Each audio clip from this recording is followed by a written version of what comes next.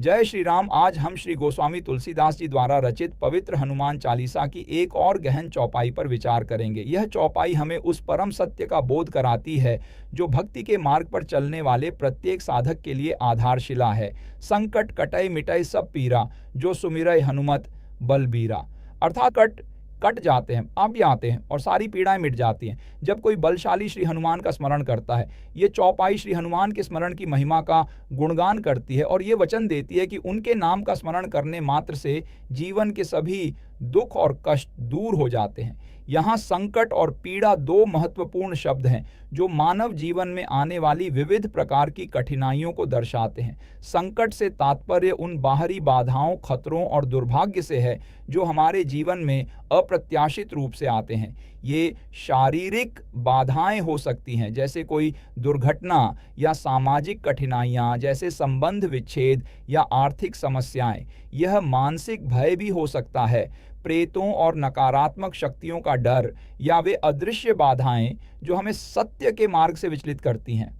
हनुमान जी को संकट मोचन कहा गया है, जिसका अर्थ है वे सभी प्रकार की बाधाओं को दूर करने वाले हैं। वहीं पीड़ा शब्द शारीरिक और मानसिक दोनों प्रकार के कष्टों को समाहित करता है। यह रोग, बीमारी या शारीरिक दर्द हो सकता है, लेकिन इसका गहरा अर्थ अज्ञान, अविद्या से उत्पन्न होने वाले आंतरिक मानसिक क्लेशों से भी है। ये क्लेश अहंकार, लोभ, मोह, ईर्ष्या, क्रोध, चिंता और तनाव के रूप में प्रकट होते हैं जो हमारे भीतर और बाहर असंतुलन पैदा करते हैं। ये मानसिक रोग अंततः शारीरिक व्याधियों को भी जन्म देते हैं। हनुमान जी की आराधना से अज्ञान के मूल कारण सहित ये सभी आदि व्याधि दूर हो जाते हैं और साधक भयमुक्त होकर परम आनंद की ओर बढ़ता है। ऐसे अनेकों प्रसंग मिलते हैं जहां श्री हनुमान ने अपने भक्तों को ऐसे संकटों से मुक्त किया जहां कोई और शक्ति काम नहीं कर सकती थी। एक प्रसिद्ध कथा गोस्वामी तुलसीदास जी के जीवन से जुड़ी है जो इस चौपाई के गहन अर्थ को दर्शाती है। ऐसा ही एक प्रसंग मुझे याद आ रहा है जो कि काशी नरेश से संबंधित है। काशी नरेश ने अनजाने में एक ब्राह्मण का अपमान कर दिया। ब्राह्मण ने क्रोधित होकर प्रभु श्री राम से काशी नरेश की शिकायत कर दी। साथ में उन्होंने काशी नरेश को दंडित करने का अनुरोध भी किया। प्रभु राम ने अपनी प्रतिज्ञा के अनुसार काशी नरेश को मारने के लिए हर तरफ खोजना शुरू किया। दूसरी तरफ भयभीत काशी नरेश श्री हनुमान के चरणों में पहुंच गए। हनुमान जी ने उन्हें अपने आगे बैठकर श्री राम नाम का निरंतर जप करने का निर्देश दिया। काशी नरेश तुरंत हनुमान जी के सामने बैठ गए और राम नाम का जाप करने लगे।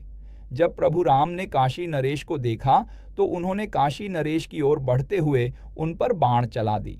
श्री राम द्वारा छोड़ा गया बाण हनुमान जी के पास जाकर कुछ दूरी पर रुक गया और वह आगे ही नहीं जाए। भगवान राम ये देखकर चकित रह गए कि उनका अपना बाण लक्ष्य तक क्यों नहीं पहुंच पा रहा है। उन्होंने श्री हनुमान से पूछा, हे पवन पुत्र, तुम मेरे बाण के मार्ग में क्यों खड़े हो? क्या तुम्हें झांत नहीं कि मैं किसे दंडित कर रहा हूं? तब श्री हनुमान ने विनम्रता पूर्वक कहा, हे प्रभु, आपने ही मुझे यह वचन दिया है कि जो कोई भी आपके पवित्र नाम का जप करेगा मैं उसकी व्यक्तिगत रूप से रक्षा करूंगा।